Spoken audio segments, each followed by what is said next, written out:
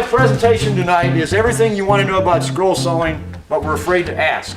What I've done is I've gone and gotten people on the web to give me questions, people on Facebook to give me questions, people on the internet, some other friends. I'm going to field some questions from you.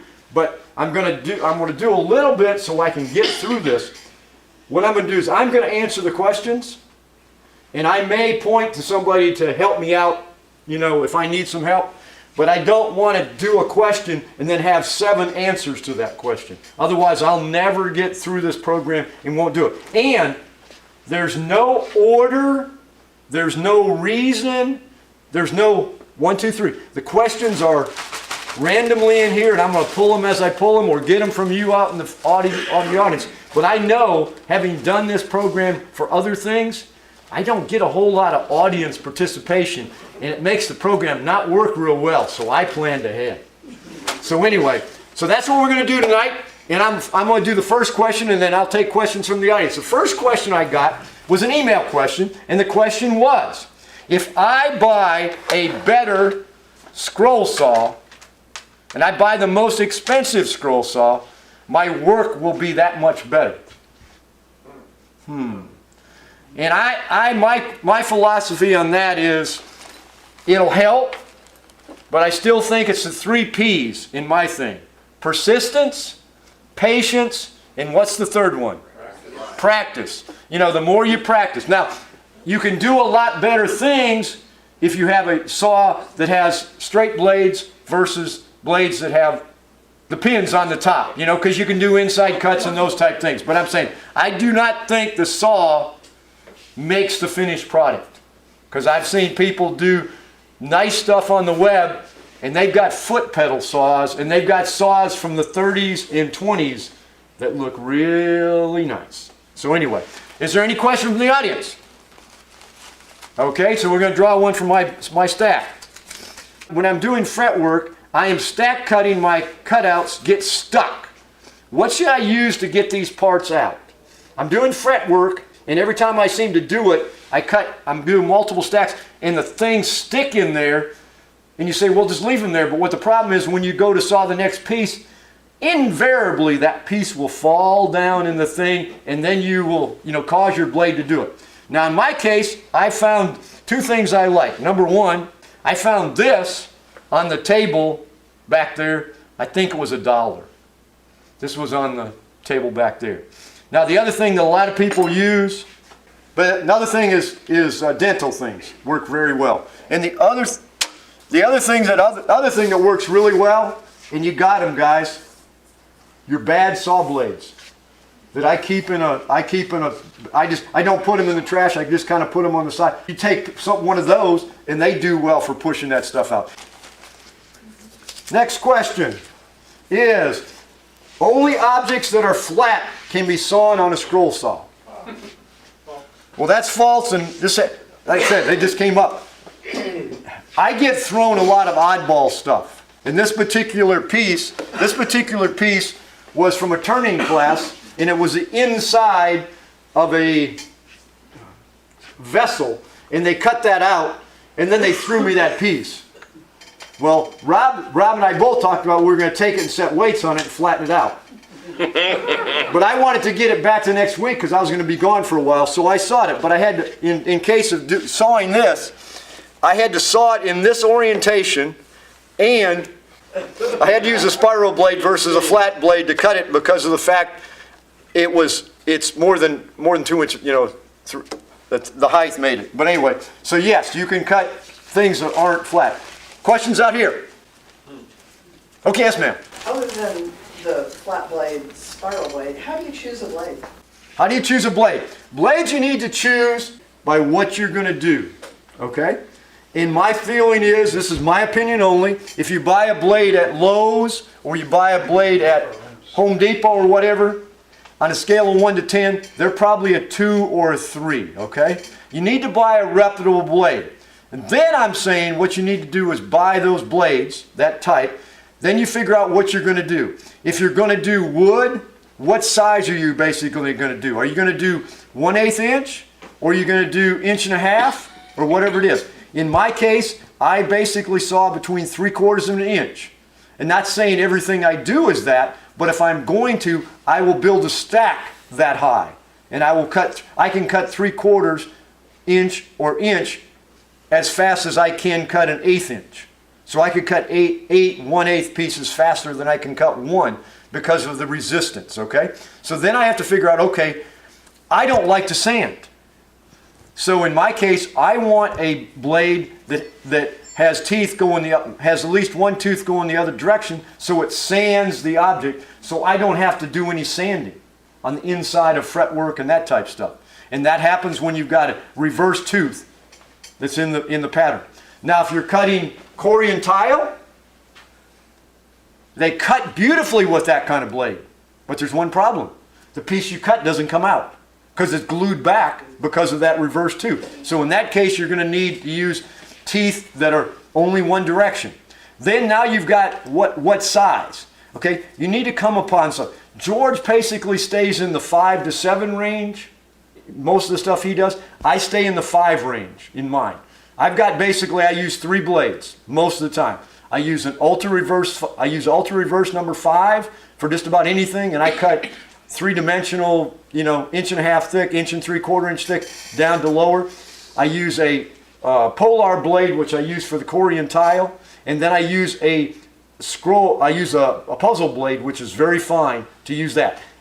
Those 3 I could do to my toolbox very well. But the one thing I would say, once you find some blades, stick with them for a while and practice, practice, practice. Because if you get this batch of blades and use it, and then you go get another batch of blades, they will saw differently. So find a blade you kind of like, that you've got easy access to or resources, and try them. Like, i.e., if you get Flying Dutchman, buy a gross of blades and use them. And you're going to find out you got life. In my case, last year, I said, okay, I have my blinders on. I'm only using Flying Dutchman blades. There's all these other blades out there. Maybe I should go try them. So I went and tried a blade called Pegasus, which is made in Switzerland. Excellent blade. Got a lot of good reviews. I was able to find it where I could get a pack of 12 and whatever. And I couldn't cut a straight line. I couldn't cut anything with it. Because I'm so attuned, I know exactly what my blades that I'm using. I use a number 5 whether I cut 1.5 inch oak, whether I'm cutting mahogany, or whether I'm cutting walnut, or cutting cherry, or whatever, to help when you're doing Paduke, Purple Heart, when you're doing cherry, when you're doing those things. That's what this is for. What you do is you put your pattern on, put this on top if you're sawing walnut or cherry or whatever. This is a piece of tape. Okay, this is the tape roll. Okay, and that's just. They got to keep up with me. I'm sorry. But what that does, because tape is made from oil, what it does, it lubricates the blade. It's especially good. And I got away from doing it, and then I'm saying, why is my cherry burning?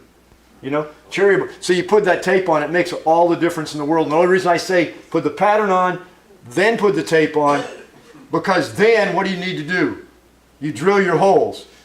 And sometimes you put the pattern on, drill your holes, and then put the tape on. Then trying to find your holes sometimes are a pain in the butt. George and I, we have a problem here. We saw with a number 5 at speed number 10 and wished our saw went to 15 or 20, okay? The only time, in my case, this is my personal opinion, the only time I reduce the speed when I'm sawing that with a number 5 Polar, I'm going to reduce the speed to about 7 for myself. Because the fact is, when you get slower in newbies, yes sir, when the newbies, if you saw slow, you said, okay, it's going to be easier to saw. It's worse because this is what happens with your piece of work. Because if you're going so slow, it keeps getting hooked in the blade, and it's going to flop up and down, on the table. So, I'm saying sometimes, I would say sawing that 6 to 8 range, to start with, and you can go up from there. But what I'm saying, you're going to find out you're going to like to saw at 10, once you get going. But I'm saying that 6, if you saw it too slow, what happens is it just continually flops, and you got to continually hold it down. Okay. Just another question: why would I want to tilt the table on the saw? Okay? I would tilt the table if I was cutting something, like say I wanted to cut a piece here, and let's say this is a piece I cut, and this was flat here, but I didn't want that piece to go down in. You know, I'm exaggerating. You know, so I'm cutting this piece out. I would cut it like a cork in a bottle, and then it would, you know, would stay out if I cut it. Okay. If you're cutting some kind of funky puzzles, you might want to tilt the table to cut it. You know, some people say, oh, you need to tilt the table if you're doing marquetry. You don't tilt the table when you do marquetry, because what happens is you cut marquetry, and then when you wet it, because of the glue that goes on it, it seals right back together. So, you know, you don't need, but that's when you'd want to tilt the table. Okay, when should I check to see if my saw is sawing at 90 degrees? You know, every time you want to do it. Okay, now along that same line, you could use this instrument. You could use that instrument. But, you know, that works just as well. Okay? And the reason I say that, this, you can take this and put it in here to see if the blade, if there's a gap right here. Can you see it on the thing? Come on. Okay? Or you could use something like this. You know. Hold it still a little longer than that. Okay? But you get the same effect. I don't know if this is on, guys. Oh, this has got a spiral blade. This is going to be fun. Oh, it's not even on. Yeah, it is. Hold on a sec.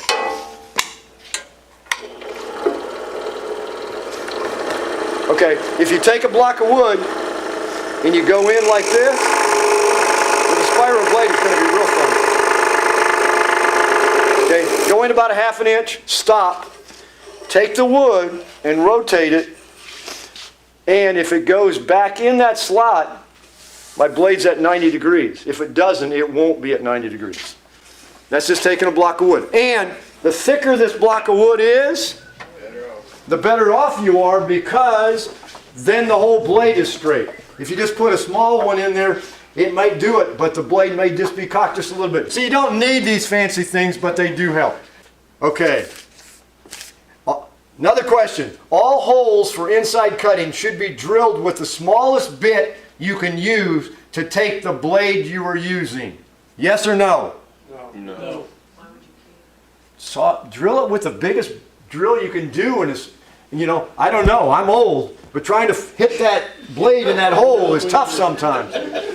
But you know what I'm saying, so you make the big hole. Now sometimes, and I think I got a question there, sometimes, especially in marquetry or whatever, you don't drill holes. You'll use a punch and you'll push it down. Because what that does is, by pushing it down, you do not tear any of the fibers away. You get your drill in, or you get your blade in. Then when it gets wetted, what happens is that hole closes back up, and you'll never see where that hole was ever drilled, because there was never a hole drilled. If you drill a hole, you're taking wood out. Okay? Sometimes if you're doing veining cuts are where you go in and you just make a line with a scroll. Some of those veining cuts, you have to use a drill that's very small, and particularly where you put that saw, where you drill that hole.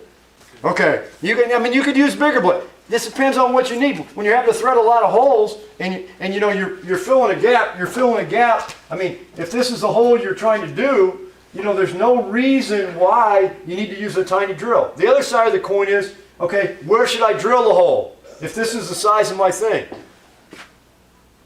drill it there, if that happens to be a circle. Because if you drill it here, what are you going to have to do? You're going to have to go that far to start sawing. You know, sometimes the placement of a hole in a fret thing will make it easier to saw. So think it out. You'll figure it out where sometimes, gee, if I've got this, you know, if I drill my hole right here, you know, I can come up here and go here, and then I can come back down and I can go here, and now I've got that, you know, I've got a nice straight point. Yes, sir. Where would you start your drilling to make that star? Make the star. The star on the flag. Oh, the star and the flag. Star and the flag, I normally, in that case, I usually start in the middle, if I was doing it Well, you're gonna here, reinsert that star right back in there. right, hold on a second. Oh, we're reinserting it, okay, but that's fine. So, I may be a 5 point, I don't know what I got here. I got it off. We're close. If you want a real sharp point on it, Yeah, and it shows up good on the start like you said in the corner, come out, and just as you get out to the point, turn it and come out straight about the thickness of the blade. Then back down into that hole, turn around and back up into that. Say and what? go- you're coming down here wherever that hole was, backing up in there, so that blade, the back of the blade, which has no teeth on it, goes in the top, and then you come down the other direction. Patterns instructions say, I need a zero clearance table. How do I make a zero clearance table, and why do I need one? What's its purpose? Okay, here's a zero clearance on this one. Was made with a piece of cardboard, piece of cardboard, a file folder was laid on there. And originally that was just a drill hole and the blade was cut through, because this was used for cutting marquetry, which was 1/32 of an inch thick. He was doing it and we didn't want it to fall through, and it wants to be zero clearance, just like a zero clearance on a table saw or whatever.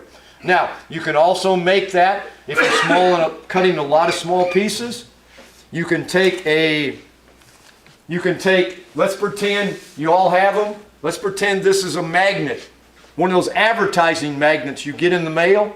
Okay? You can basically take this, saw it up in there, and it's a magnet. And if you have a cast iron table or a table other than aluminum, this will sit on there, and now you can do small pieces. The only reason I say small pieces, because you do have a raise with the magnet, it raises it up a little bit if you're trying to but you don't want the piece to fall through. I don't use them as much as I should. I saw the birds as big as my fingernail, and I use the hole that's in there. But that's zero clearance. That's called the X-ray. It's questions in here. We'll skip it when it comes in here. But what that does is, so many of us say, I know I'm sawing right. I'm not pushing it. I know I'm sawing straight. I'm not forcing it. I'm not doing it. Okay, what you can do, the best thing to yourself is take a playing card. That works the best. Take a playing card, okay? Drill a hole in it, then put your blade through it and tighten up the blade. Then take that playing card and tape that playing card down to the table. Okay? Then start sawing whatever you're sawing. Because you say to yourself, I know I'm not pushing that blade. This won't cut. You know, it's coming out at an angle. It's not cutting. It's not coming out straight. Okay? Cut whatever you're cutting. When you're done cutting, look.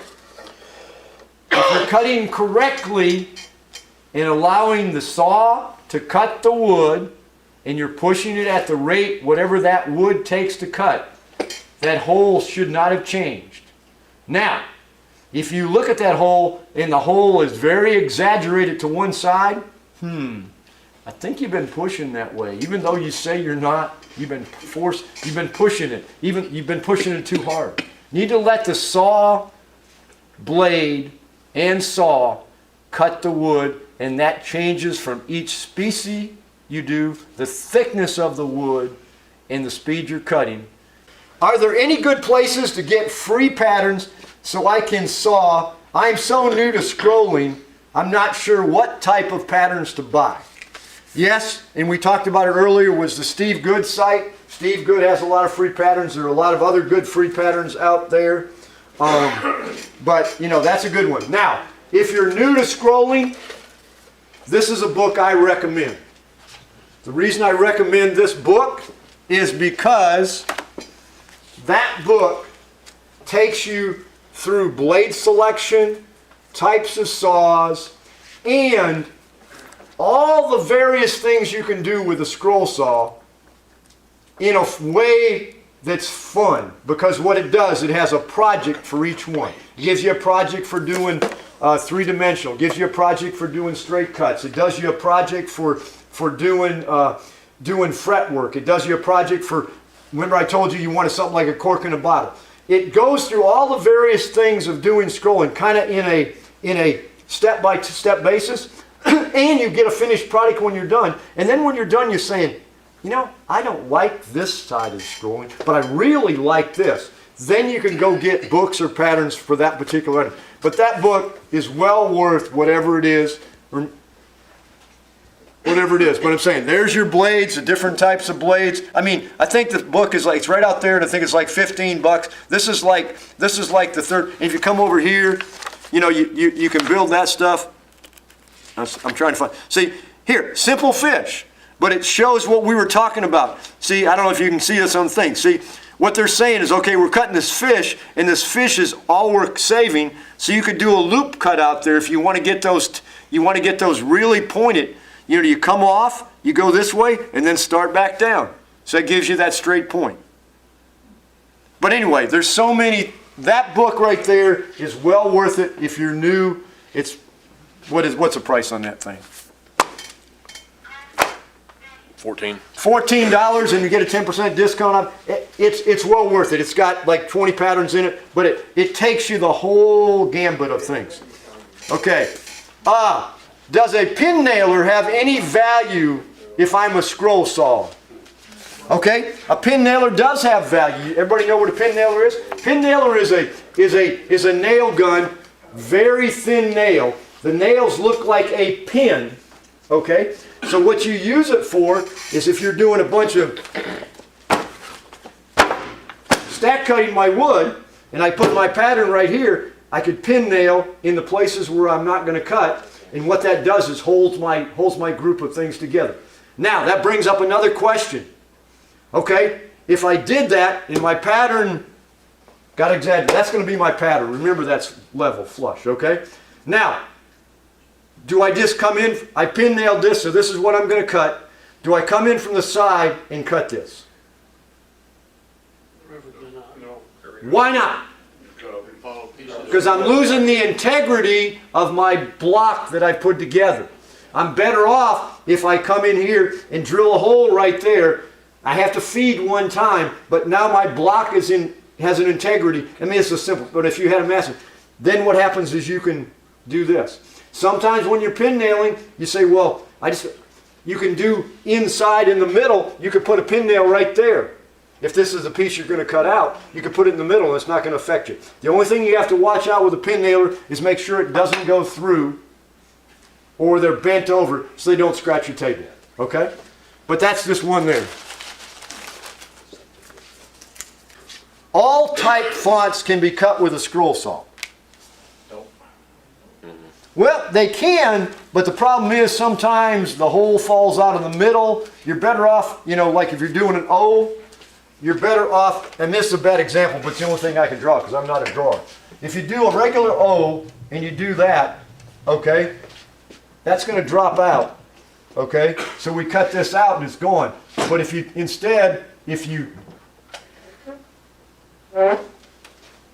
making letters, let's say you're making some letters to stand up or something, you could do that in a, if you're cutting, see, if you're cutting, think about this.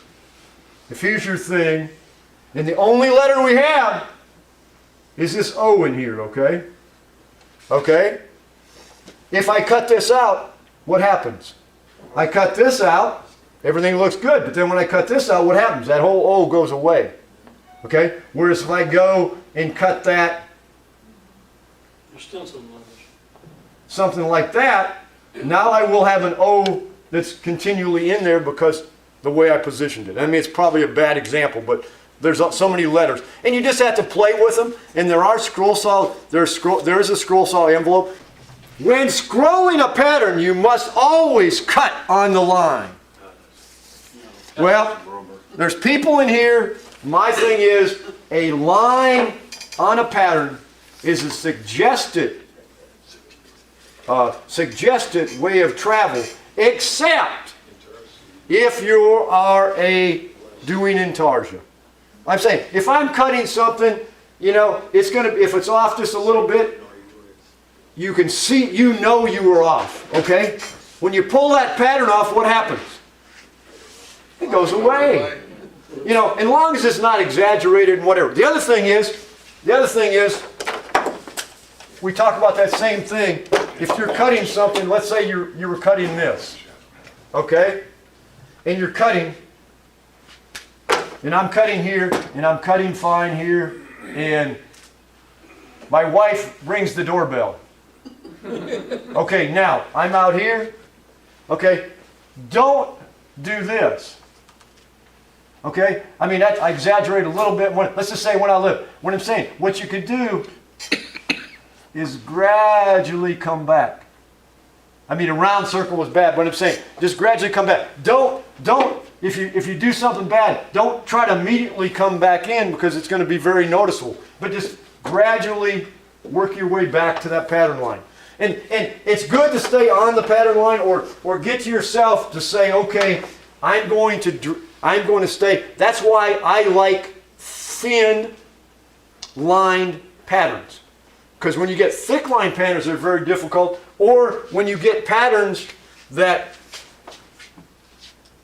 look like that, where they're solid, they are hard to solve. Because there's no place you know where to do. But I'm saying, I'm trying to go quick when I'm saying. You see what I'm saying? But I'm saying, but it's a suggested line of travel within a reason.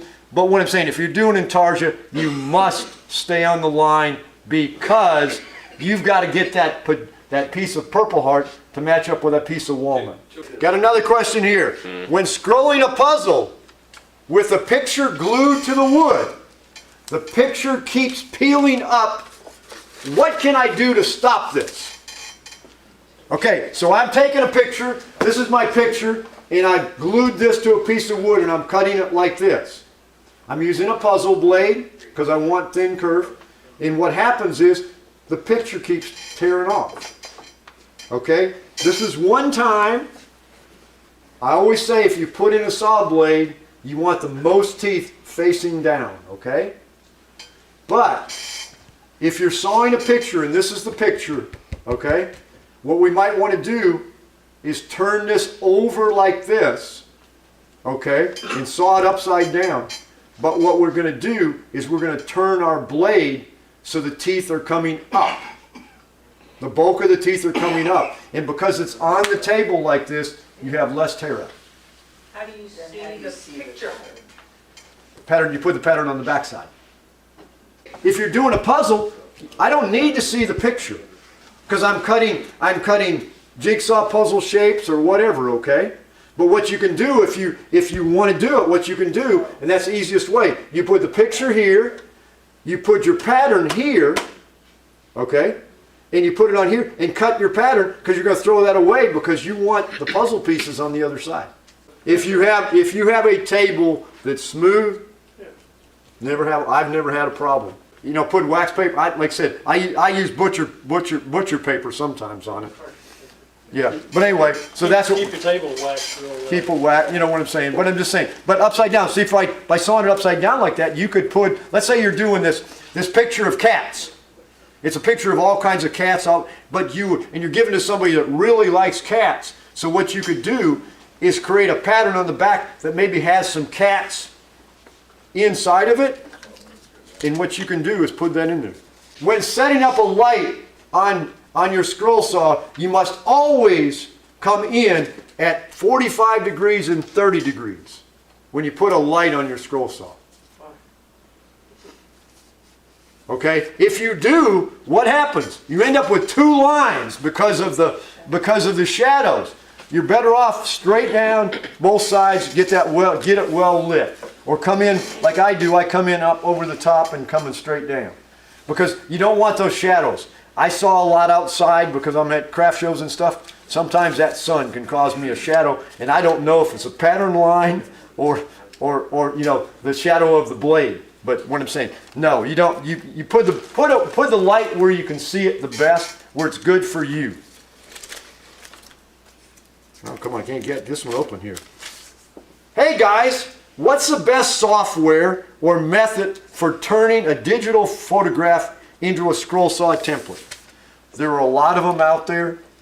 He uses. I use actually 3 different programs. Okay, name them quick. I don't want extra. I use Photoshop Elements. But what I'm saying, there are a lot of programs out there that can.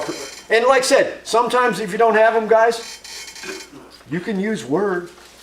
I mean, you could use Word. I used Word for making these. You know, I mean, You just get more sophisticated as you're doing them, you know, and whatever. When I am stack cutting, should I come in from the outside or should I drill a hole in the stack to start my cut? Why? Maintain the integrity of the stack. Well, they're saying that. I did some of this to make sure we, you know, some of them are going to cross. You can only scroll saw in a clockwise fashion because the saw blades will not work the other way. I didn't know that. Just get on the other side of the saw. Okay, now, olden days you had to because that was the only way. The teeth were not set. They were straight.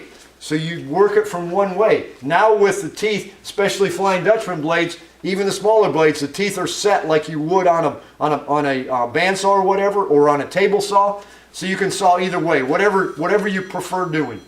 So you can saw either way. Oh, here it is. I like this one. If I have a scroll saw that only has 20 inches of space between here and here, okay, to the back leg, I cannot cut a 24 by 36 inch puzzle. Okay, now, there's two ways to do it. I could cut it, I could take that 24 by 36 puzzle and cut it into 4 pieces using a spiral blade, but I don't have any spiral blades. They're outlawed in my shop. So I only have flat blades. What could I do? Go on my shop. Okay. Okay. Instead of the blade going like this and me pushing like this, okay, I get a pair of pliers out and I twist the top and I put the blade in this way. Now how big a piece can I cut? Infinity! I cut from this side. I'm putting this, but I've got the teeth on this side. Everybody understand that? I mean, so there's ways around. But you know, you turn the blade. Now, see what the problem is. Okay, this is my piece of wood that I'm cutting. Okay, I come in here and I'm sawing and I got to turn, and I can't get it to turn because it's going to hit against there. I can't make that turn. But if I use a spiral blade, I can go just like this. Because it doesn't require me to turn the wood in the direction I'm trying to follow that line. Because I can just basically take a piece of wood and I can do this. See, I can just go back and forth because the blade cuts on all sides, the teeth, with spiral blade. I'm doing a lot of toys and puzzles with my scroll saw for kids. Is there anything that I should be thinking about? Okay? It's an old thing that when I grew up, if you have a toilet paper tube, the general rule is if the piece will not fit through the toilet paper tube, then they're big enough. So if you're sawing for little kids and they're too small, like let's pretend this is a toilet paper thing. Okay, if I'm sawing this, it's getting close. But I'm saying if this piece was really tiny, I'm saying, okay, you know, maybe it was, you know, just the end mount, it's a little bit too tiny. I need to make it bigger if I'm doing it for young kids, okay? Number 2 is this right here. If I'm doing it, if I'm finishing it, I finish with this material right here, which is a combination of mineral oil and beeswax. The reason I finish it with that is mineral oil. Older people take it to help them. And beeswax is edible. So you put the two together, if the kids eat it or whatever, and what I do is take 1 bottle of mineral oil, put it in a saucepan, then I get some beeswax, I take a carrot peeler, and just heat the mineral oil up and just put some beeswax in there until it gets a nice consistency, and then I put it in some kind of container and let it get to a paste. Just let it pass around so they can see. And what I'm saying, and I use that on my puzzles. Do not use it on fretwork. Why you'd use it on fretwork, I don't know, because most fretwork is going to be on the wall and the kids aren't going to eat it. But I'm saying, well, if you're doing puzzles and that stuff, it's good. But that's what you got to watch when you do finishes. I have a DeWalt saw, and from time to time, my blades seem to twist when I'm putting them in the holders. I'm specifying this, I have a DeWalt saw because DeWalt is the only one that has that. Did you, Pat, can you, if what we're gonna do is we'll pat, oh, he's already taken it apart. See what I'm just saying? There's a piece there, and that's what I did for that. That's only, it's a kind of a, what do you call that? It's a priority piece, it's a piece. It's an anvil, floating anvil. No, but it's a piece that only DeWalt has. Yeah. Priority, okay. The hold down that comes with my scroll saw should always be used or never used. Okay? Most people never use it. Okay, here's the hold down. Always goes in that round container. Okay, well, here's the hold down. I think the piece is right here. Okay, now, we laugh, a lot of us, everybody's taking their hold down off, right? Okay, but if you're older, or your fingers have a lot of arthritis, and you're having a hard time holding your pieces down, you know, this is not a crutch, guys. It's like training wheels on bicycles and stuff, okay? This will help you hold it down if your fingers can't anymore. Okay? I did it for a person that was an amputee and only had one arm, okay? And he had a hard time, but what I'm saying, he could use this, and that would hold the piece down, and he could use his other hand to keep it. He didn't put it right on top, but it helped him out. So I'm saying, yeah, it's a piece we all take away and throw away. This is supposed to be a safety to keep our fingers away from the blade. So, don't throw it away. Okay? I should always saw at the highest speed. Only saw as fast as you feel comfortable sawing.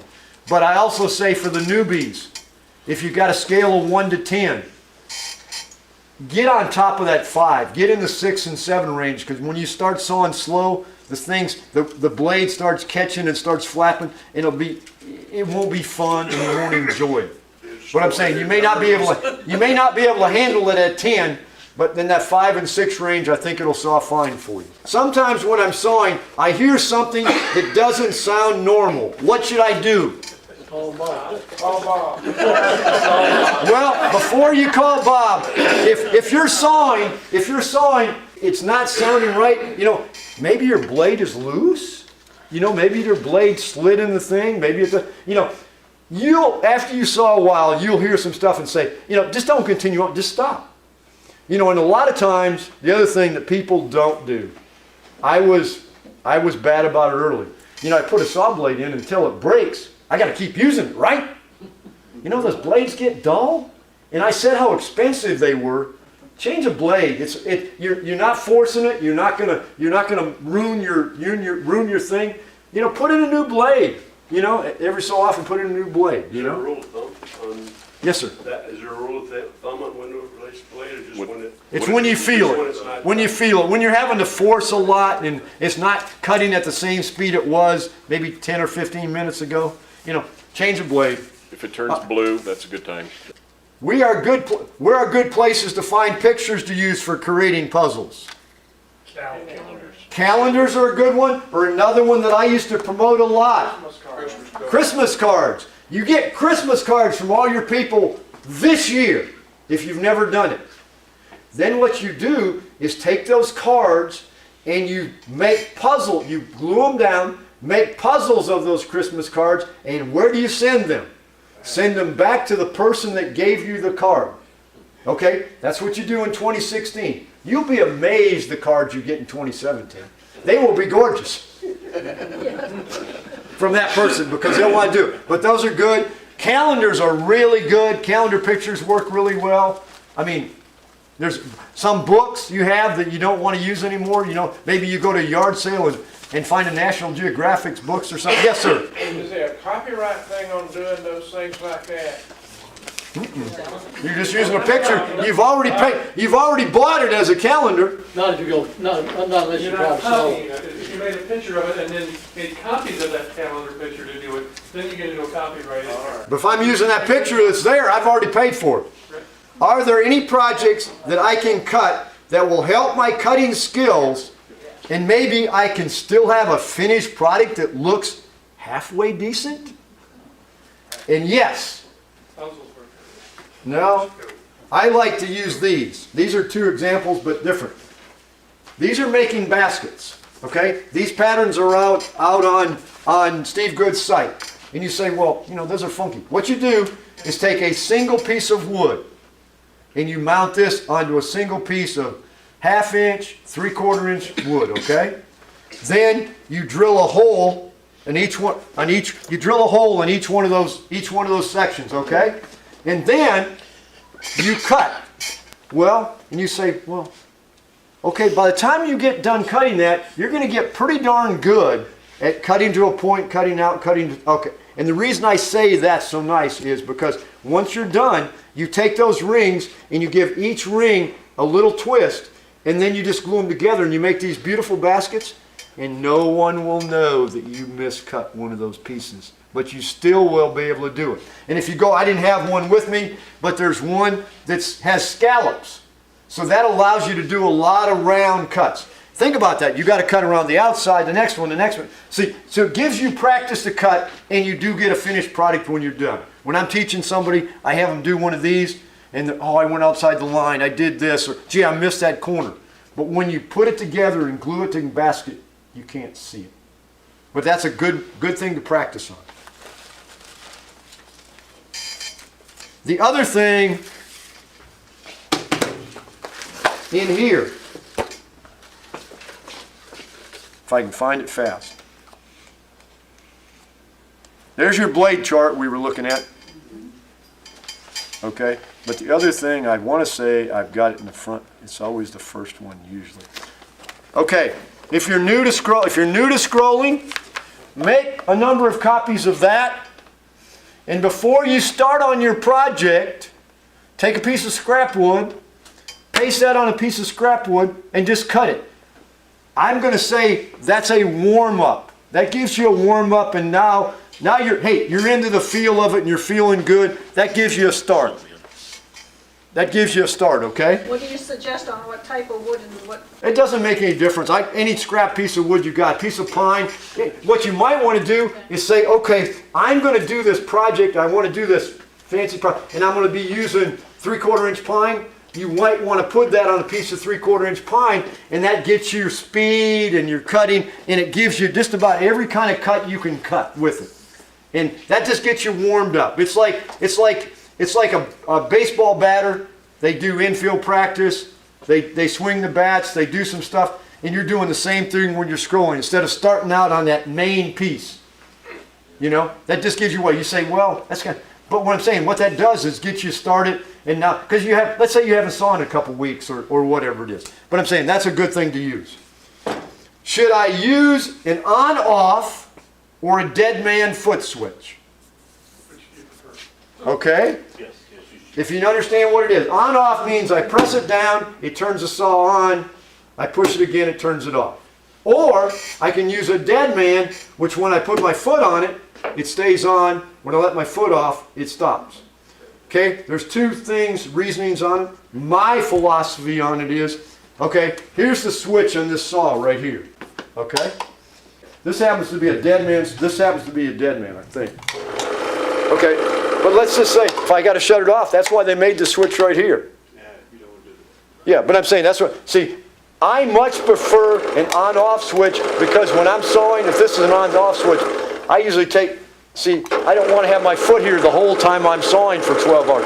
I like to cool my feet around the thing. And if I have to shut it off, I can always shut it off up there.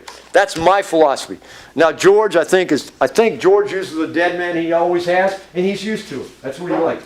But I use it on-off. But it is an advantage to use one of those type of switches because particularly DeWalt's, as our expert guy will say, that switch has a tendency to mess up a lot. Very weak. Very weak on saws. First thing to fail. First thing, yeah, okay. Can I cut a bowl with a scroll saw, or can that only be done by those guys with a lathe? Well, here's one of the lathes that has a hard time to do it. I guess they can do it now because I know lathe a little bit more. They could have some kind of funky attachment on that would go in and out a little bit. But I'm saying, this was cut. This was a class we had about 3 years ago. We cut bowls, and There's the scroll saw book if you want to get it on. So you could cut bowls with them. I don't like the sanding as much, but I'm saying they do make some nice bowls, and you can get some very interesting shapes. Spiral blades can only be used for cutting plywood. I wouldn't know. Rob cuts about 98% of his stuff with plywood. I think it's changed to 97% after this past weekend when he had to cut a bunch of stuff for that hockey player he was doing. Marcus told him he had to cut him with a straight blade. That spiral blade just wouldn't do, because they were doing intarsia, and the spiral blade was, moving back and forth. So yeah, you can cut anything with a spiral blade. Rob cut some stuff. Like I said, he cut some, whatever that blackwood, I remember you gave me something that was blackwood. It was about an inch or inch and a quarter thick. He cut with a eBay with an aught two spiral blade. But what I'm saying, but you also didn't feed it real fast either. It's whatever the saw blade will cut. Scroll sawing is only for old people because it is a very, very dangerous machine. Okay, now, I have taught a lot of things. To me, a scroll saw, the closest thing to a scroll saw out on the marketplace, and when I do my craft shows and stuff, I have to go back 2 or 3 generations, is a sewing machine. Okay? A sewing machine goes up and down. A sewing machine is not as safe as a scroll saw because my blade's attached on the top and bottom. On a sewing machine, it's attached on the top, and what's on the bottom? A needle. And if you talk to anybody that's taught people, they've got that needle in their finger. When I cut plexiglass with a scroll saw, what do I need to do? Okay, you need to use a polar blade. Teeth only go in one direction. It's also very beneficial if you leave that coating that they have on it, because that helps. It usually has some kind of like a brown coating on it. And if it doesn't, put tape on it. Put masking tape on it, put something on it. That just helps. Helps it. But I'm saying that's cutting plexiglass. Okay. Oh, can't lose that one. That may be a good one. Okay. How do I keep blades in order? I've heard that I must use clear plastic tubes. Well, Cigar tube. clear plastic tubes. Okay. I am notorious for putting my stuff, this is not a plastic tube, I put a label on the side of them. You may draw it on, or I take that physical label and put it on the tube, okay? Here's a plastic tube. I don't care what size blades they are, but I'm saying my eyesight are not good. I couldn't tell you exactly what kind of blades they are. So whether it's a clear tube or not, I don't know what they are. I still got to write on what they are. So anything you can use for a tube. If somebody needs some tubes. Does blue tape or masking tape have any value for a scroll saw? Yes. Okay? And a lot of us do it. What you do is you take your raw piece of wood, you take your blue tape, cover your board with the blue tape overlapping. Before you do that, you sand your board, then put your blue tape on, and so it's overlapping, and then you can spray your finish. You spray on that, spray on your pattern, and then when it adheres, and after you're done cutting, it's easy to get the pattern off. But what you haven't done by putting the blue tape on there, you haven't impregnated the wood with glue, which takes forever to sand out of there. Okay, I'm a rubber cement guy. I use rubber cement. I don't like the fumes and that 79 sprays all over the place. The only time I may use this if I'm doing puzzles. I just use rubber cement. I use rubber cement, and what I do is I do this blue tape, I paint it on one side, then I paint it on my pattern, let the two dry. When I put them together, I end up with contact paper. And I have no problem. And if the pattern happens to come up, I use a glue stick to put that little piece of pattern down so I don't have to keep putting it down with my finger. Okay. Gotta put that top back on that blue. That one. Scroll saw blades, the higher the number, the smaller the blade. Just the opposite. You know what I'm saying? And you can use 9, you can use, they've got even URL 9 blades, but people, you use them for very thick wood, but then you got to think, when you use a number 9 blade, it's bigger teeth, but it's also wider. You make a bigger kerf. And George and I, we have the same opinion that it's easier for me to cut with a number 5 blade than it is a 7 blade because the kerf is just a little bit thinner, even though the wood may be thicker and call for a number 7. You know, because of the thickness of that blade, which is, it's not that much, but it's enough. All scroll saws are the same, so it doesn't matter what scroll saw I get. Scroll saws are not all the same, but you don't have to buy the most expensive one and the cheapest. Most of the time, if you buy a cheapest one, what happens is they have a lot of vibration. You start it as a beginner and say, this ain't for me, I can't saw anything. Or it doesn't use straight blades, it only has pin blades, so I can't do any of the inside cuts, I can't do any of that type stuff. So, you know, it's just something to think about. So, you know, scroll saw does make the thing, but it doesn't, you know, there's all kinds of people that use treadle sawmills saw too. Okay, I'm doing intarsia. I got this as a phone call. I'm doing intarsia, and once I get done, I'm having to glue it all down. And I just don't have enough clamps in the shop. What should I do? Well, we learned on Saturday, the masters use a bag filled with buckshot, which is not cheap, and then they put it over it, and you don't pack the bag tight, you just pack it so when it falls down on an object, it goes in all those crevices and you know, whatever those levels are, and it does it. Now, you use that if you're a master intarsia person, like a George. Maybe even a Marcus even did one, I think. But now, if you're like a Stewart, you get innovative. So in his case, he uses a plastic bag and fills it with rocks from a fish tank aquarium. Or somebody else fills a bag with sand, but you don't fill it tight, but you use a bag like this and fill it up. You got the weight, but you need to make it so it's not, you don't want a very hard surface, you want it to be able to bend a little bit, what I'm saying. So you don't need clamps. I very seldom see George use a clamp on an intarsia piece. Never used one. Yeah. So it's all done with, you know, the weight on it. And you can't just put a board on it because you got the various levels. Does double-sided tape have any value for a scroll saw? Yes.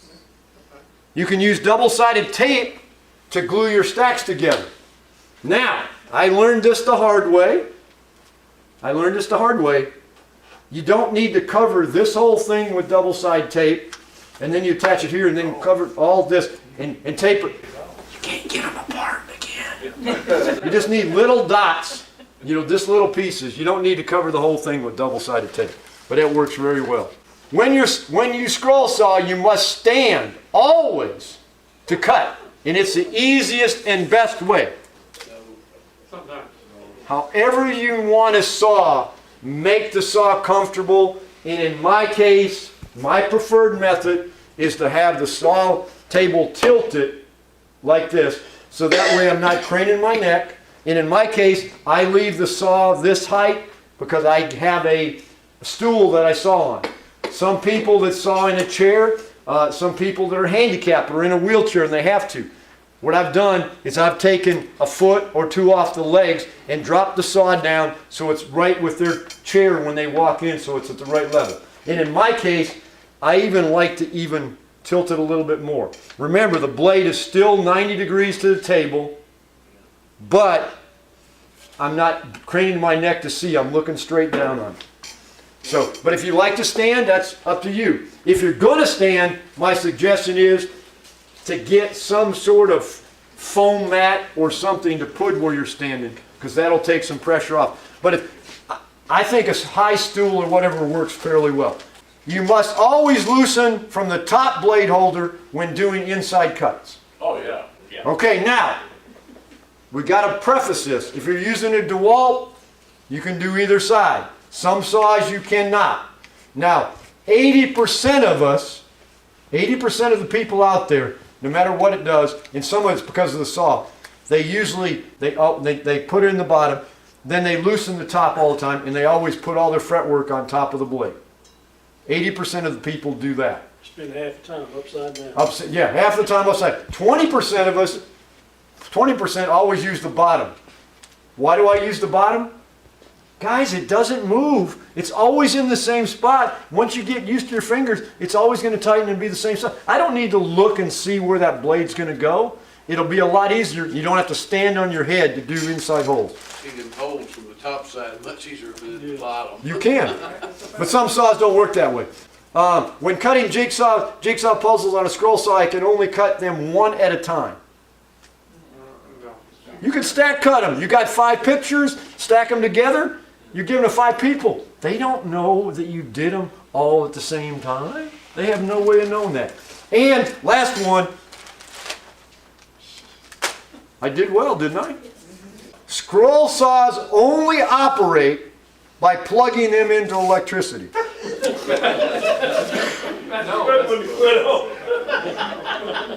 My saw probably spends 90% of its time on a 12-volt battery. That's what I saw with. And what did they do before electricity? Treadle saws. And if I had one, I would have bought one. I really enjoy it. Just a note in closing.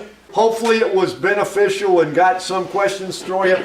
You know, I didn't get through a lot of the stuff I was going to do, but thank you. Very good. Thank you.